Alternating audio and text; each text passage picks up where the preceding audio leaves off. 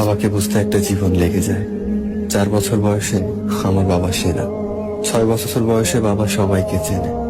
10 বছর বয়সে বাবা ভালো কিন্তু একটু কঠোর। 12 বছর বয়সে বাবা ছোটবেলায় অনেক ভালো ছিলেন।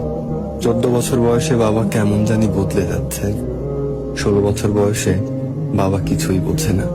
18 বছর বয়সে বাবা দিন দিন আরো কঠোর হচ্ছে। 20 বছর বয়সে বাবার ব্যবহার সহ্য করা কঠিন। মা কিভাবে সহ্য করতেন।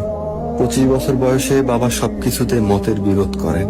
30 বছর বয়সে বাবার সাথে একমত হওয়া খুব কঠিন। দাদাও কি বাবাকে এভাবেই দেখতেন? 35 বছর বয়সে বাবা আমাকে নিয়মের মধ্যে বড় করেছেন। আমাকেও আমার সন্তানদের তাই শেখাতে হবে। 40 বছর বয়সে বাবা এত কষ্ট করে আমাদের বড় করেছেন, আমি বুঝতে পারছি।